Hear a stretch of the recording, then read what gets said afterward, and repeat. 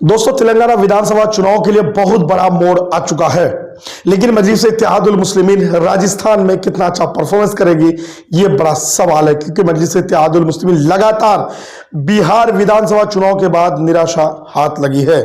इसमें बंगाल भी लड़े, झारखंड भी लड़े, उत्तर प्रदेश, उसके बाद अगर बात करें दोस्तों तो गुजरात, तमिलनाडु, हर जगह मजलिस इत्तेहादुल मुस्लिमीन को निराशा हाथ लगे, एवं के कर्नाटका भी।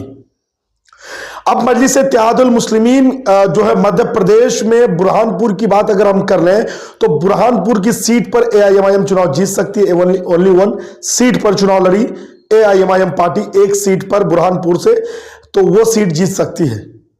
ताजा खबरों के अनुसार 230 सीटों में से कांग्रेस पार्टी ने सिर्फ 2 मुस्लिम उम्मीदवार को मध्य प्रदेश में चुनाव लड़ने के लिए चुनाव के मैदान में उतारे। कहीं ना कहीं कांग्रेस की दोहरी पॉलिसी इससे जाहिर होता है।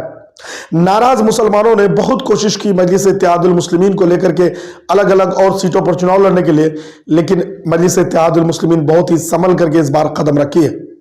बता दें आपको कि एआईएमआईएम की तरफ से जिम्मेदारी सौंप दी गई एआईएमआईएम के सांसद इम्तियाज जलील साहब को, और वो इस जिम्मेदारी को निभाए। खबर है कि बुरहानपुर की सीट एआईएमआईएम जो आसानी के साथ जीत रही है। चुनाव हो चुके, 17 तारीख को वोट डाले जा चुके, परिणाम जो है 3 दिसंबर को आने, 5 राज्य के। राजस्थान विधानसभा चुनाव का बार बार जिक्र हो रहा है, लेकिन राजस्थान में अगर अंतराल के बाद चुनाव होते हैं, कर्नाटका और राजस्थान का अंतराल के बाद चुनाव होते, तो यकीनन मजलिस इत्तेहादुल मुस्लिमीन उस मजबूत स्थिति में चुनाव लड़ती जो मजबूत स्थिति में बिहार के सीमांचल में चुनाव लड़ी थी।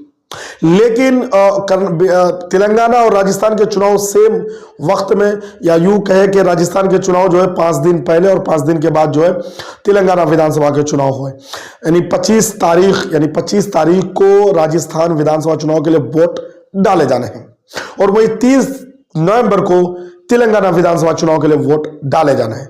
तो एआईएमआईएम के लिए जितनी प्रयास थी, एवं के असदुद्दीन ओवैसी, अकबरुद्दीन ओवैसी और पार्टी के जितने लीडरान राजस्थान में अपनी जान जो है जान फूके, जितनी भी चुनावी सभा की, जितनी कोशिशें की, और एवं के मजलिस इत्तेहादुल मुस्लिमीन के सदर जो है 1 साल से पहले से ही राजस्थान में प्रेस कॉन्फ्रेंस, आना जाना, लोगों से मिलना, इन तमाम चीजों पर काम करे। लेकिन चुनाव के टाइम में, आखिरी वक्त में तेलंगाना विधानसभा चुनाव सर पर, तो ऐसी सूरत में मजलिस इत्तेहादुल मुस्लिमीन को बहुत ज्यादा सोच समझ करके कदम उठानी पड़ी है, और बहुत ही अहम और इम्पोर्टेंट कदम साबित होगा राजस्थान विधानसभा के चुनाव।